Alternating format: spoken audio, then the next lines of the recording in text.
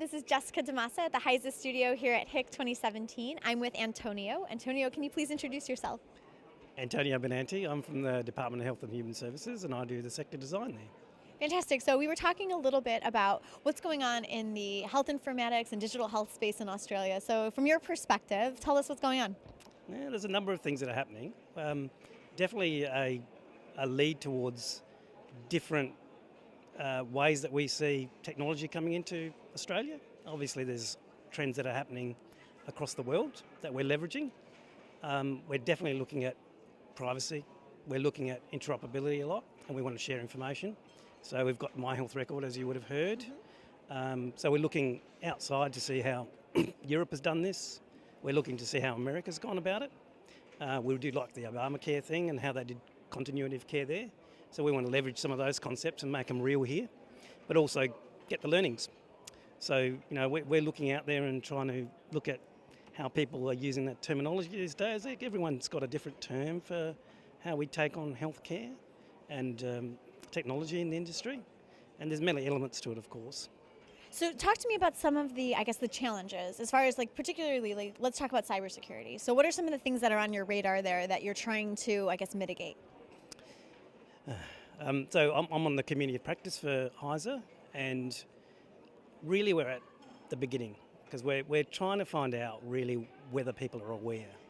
So there's an issue with us just even understanding, and we are a little bit behind in Australia, but it's very common to the UK issue that happened where we don't even know what we've got within our health services, and really people don't understand the right procedure to take. So we're at that infant sort of stage where we haven't really looked at it, we don't know what we should be doing, and our different workers don't understand this concept. Even the word cyber security for me, it's not the right word, right? For me, it should be, this is something that cripples your health organisation.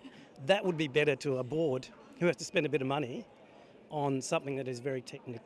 Well, that definitely sounds a lot scarier.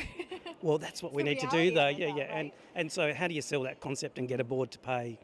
Our boards might put 2% into ICT. Around the world, it's 4%, right? And that's still not enough. So, how do you get a board member to actually own that problem and say, well, this is a big investment, but this is really the outcome? Use the word cybersecurity. Sounds like another tech thing to me. Right.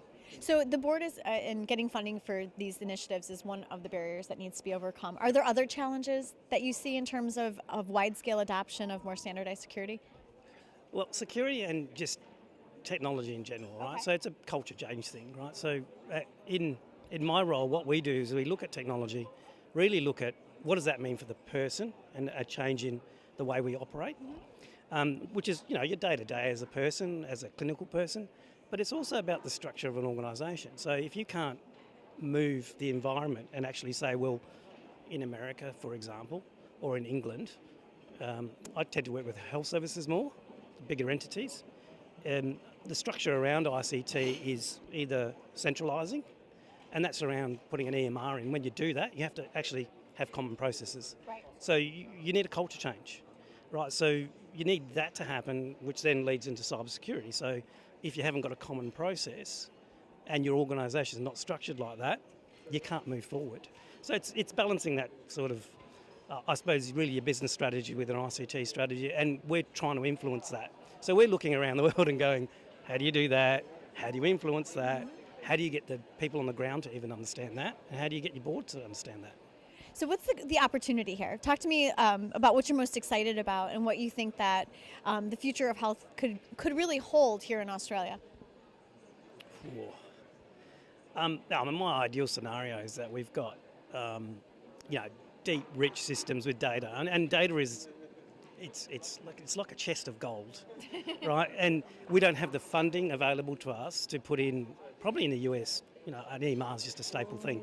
So I want that to go away. We need to have all the operational systems that are collecting all the right data so that we can do the real thing, which is actually do preventative health and not have people come into the system at all, because we've actually, seen them at the GP at the front end. Sure. And actually got them away from even, having that secondary sort of issue. Turning up in EDs or recurringly turning up for the same issue. not having access to pathology results, all that kind of stuff. Yeah, It's all all of very that kind of- common stuff. Yeah. Yeah. No, but that's exciting because it has a potential to change bigger things. Correct. And so for me, it's frustrating because Yeah. you know what should happen and what the steps are, but then you've got financial barriers, you've got data barriers, like privacy is a big thing in well, certainly is in Australia. I don't know whether in your hometown, in America, you have the same sort of issue. Yeah. But, there's just so many blocks. We just looked recently, 10 acts that you have to go through and either have to change to share information Wow. for our citizens. It's not a good thing. No. No. Well, thank you so much for sharing your perspective. I mean, no, and it's insightful to hear, what's going on, and so we certainly appreciate your contribution here. So thank you so much for joining us in the HISA studio. This is Jessica DeMassa from HIC 2017.